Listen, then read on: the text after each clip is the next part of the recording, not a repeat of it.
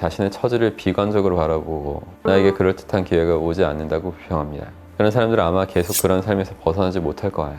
왜 갈수록 이렇게 편차가 커지고 있는지 여기에 대해서 답을 할 수 있는 분이 계실까요?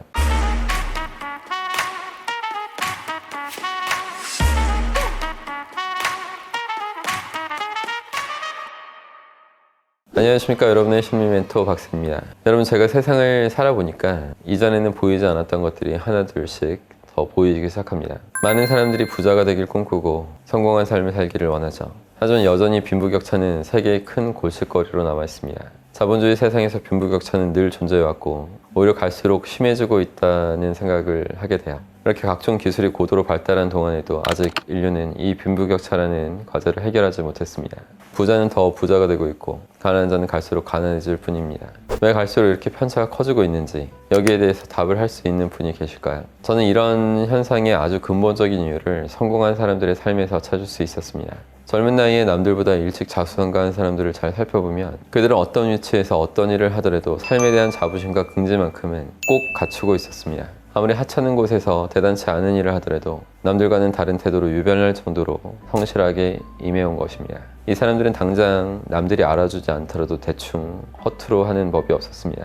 보통 정도에서 적당히 만족하지 않고 나 자신의 만족감을 위해서 최고의 노력을 다하고 최고의 아웃풋을 내는 사람들이었죠. 앤드류 카네기는 가난한 집안의 장남으로 태어나서 정규 교육도 제대로 받지 못했습니다. 우편 배달부로 힘들게 일한 10대에도 그는 항상 내가 전 세계에서 가장 뛰어난 우편 배달부다 이런 생각하면서 일을 했습니다. 항상 자신이 하고 있는 일에 최선을 다하면서 스스로에게 확신과 자부심을 갖고 살았던 거죠.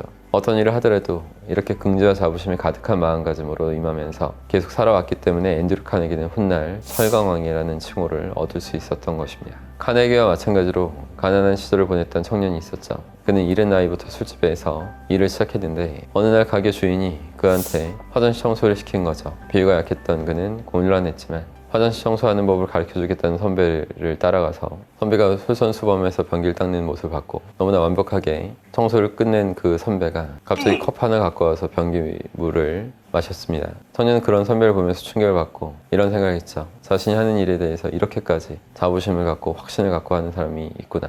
이 사건 이후에 청년은 자신의 삶을 반성하게 됐고 새로운 결심합니다. 만약 평생 변기만 닦다 죽게 될지라도 이 세상에서 변기를 가장 잘 깨끗이 닦는 사람이 되어야겠다. 이렇게 생각한 거죠. 이 청년의 미래가 어땠을까요? 세상에서 가장 변기를 잘 닦는 사람으로 평생 살았을까요? 물론 그렇지 않았습니다. 이 청년은 이날의 깨우침을 토대로 호텔업을 공부했고 호텔업계의 지식과 실력을 갖추면서 전 세계 250여 개의 호텔을 세운 억만장자가 됩니다. 이 청년의 이름이 바로 콘라드 힐튼이었죠. 이 두 가지 일화에서 느낄 수 있는 공통점이 있습니다. 성공한 사람은 누구나에게 왔다 갔을지 모를 기회를 허투루 흘려보내지 않았던 겁니다.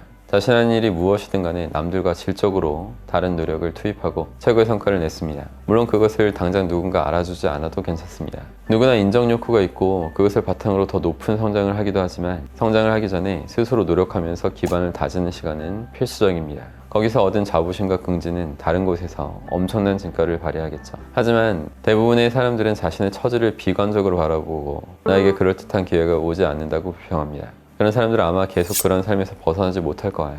부자가 된 사람도 애초에 모두 부자였던 것은 아닙니다. 어떤 사람들은 부모에게서 부를 물려받고도 재산을 몽땅 잃어버린 채 궁핍한 삶을 살아가기도 합니다. 지금 이 순간에도 기회는 이미 여러분한테 수십 번, 수천 번 다녀가고 있을 겁니다. 하지만 그것을 내 인생을 바꿀 진짜 기회로 만드는 사람은 소수죠. 그런 사람들이 성공하고 부자가 되는 겁니다. 삶에서 수시로 마주하는 기회 속에서 이런 사람들은 스스로 최고가 될 수 있을 정도로 노력을 퍼붓고 누군가 알아주지 않아도 자신만은 뚜렷하게 감지하고 있을 자긍심으로 다음 일을 도모합니다. 예전에 한 TV 프로그램에서 가수 이효리 씨가 남편 이상순 씨하고 있었던 일화를 소개한 적이 있었죠. 이상순 씨가 나무 의자를 고치면서 보이지도 않는 그 의자 밑바닥에 열심히 사포질을 하는 모습을 보고 이효리 씨는 여긴 안 보이잖아, 누가 알겠어, 하지 말자 이렇게 말했는데 이상순 씨는 당연한 듯이 내가 알잖아 이렇게 대답했다는 겁니다. 그래서 이효리 씨는 많은 것을 느꼈다고 해요. 여기서도 알 수 있듯이 남들에게 인정받기 전에 일생일대의 기회를 얻기 전에 성공할 준비가 되어 있는 사람들은 사소한 일에서도 스스로 자긍심이 가득해지는 그런 선택을 합니다. 누군가는 성공하려면 자금이 필요해, 또는 나는 인맥을 더 쌓아야만 해, 이런 말을 하면서 현재 상황에서 최선을 다하지 못하는 모습을 보입니다. 지금 여러분들에게 필요한 태도는 이 일만큼은 내가 최고야. 나는 작은 부분도 최고로 잘해낼 수 있는 능력이 있어. 이런 생각을 하면서 하루하루 단단해지는 일입니다. 속으로 크게 외치십시오. 내 백은 나야. 이런 식으로요. 언젠가 이렇게 남다른 자부심으로 일관된 상태로 노력한 여러분의 그 귀한 노력이 세상으로부터 큰 보상을 받게 될 수 있기를 바라겠습니다. 그럼 항상 힘내십시오. 고맙습니다.